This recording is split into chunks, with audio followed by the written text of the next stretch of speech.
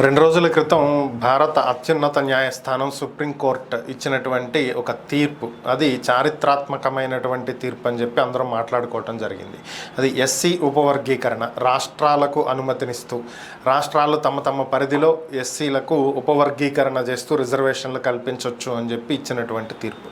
దీనికి సంబంధించే ఎస్సీ వర్గీకరణ కోసం సుదీర్ఘంగా పోరాటం చేస్తున్నటువంటి నాయకుడు మందకృష్ణ మాదిగ ఈరోజు మాజీ సుప్రీంకోర్టు ప్రధాన న్యాయమూర్తి ఎన్వి రమణ గారిని కలవటం జరిగింది. అది సుప్రీంకోర్టు జడ్జిమెంట్ ఇస్తే ఎన్వి రమణ గారిని కలవటం ఏంటి అంటే, ఎన్వి రమణ గారు భారత సుప్రీంకోర్టు ప్రధాన న్యాయమూర్తిగా వ్యవహరిస్తున్నటువంటి సమయంలో పంజాబ్ ప్రభుత్వం ఈ ఎస్సీ వర్గీకరణకు సంబంధించినటువంటి కేసుని సుప్రీంకోర్టులో దాఖలు చేసినటువంటి సందర్భంలో ఆయన ఈ కేసుని విచారణకు అనుమతించి 7 జడ్జిల ప్యానల్కి దీన్ని ఫార్వర్డ్ చేసి దీని మీద విచారణ చేయాల్సిందిగా అప్పట్లో ఆయన ప్రతిపాదించడం జరిగింది. ఆ తర్వాత పలుసార్లు విచారణ జరిగినప్పటికీ కూడా తుది తీర్పు అయితే రాలేదు. ఈలోపు ఆయన రిటైర్ అయిపోయారు. ఆయన ప్లేస్లో కొత్త భారత ప్రధాన న్యాయమూర్తి డివై చంద్రచూడ్ తీసుకోవటం జరిగింది. సో ఇప్పుడు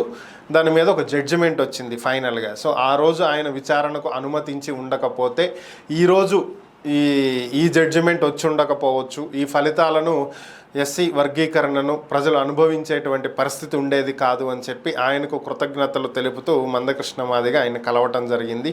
ఈ సందర్భంగా మాట్లాడినటువంటి ఎన్వి రమణ గారు, సో ఎస్సీ వర్గీకరణ ద్వారా అందరికీ మేలు జరుగుతుందని, ఈ దీనికి సంబంధించినటువంటి ఈ తీర్పుకు సంబంధించినటువంటి ఫలాలను అందరూ సమానంగా అందుకుంటారని చెప్పి ఆశిస్తున్నట్లుగా ఆయన తెలియజేశారు.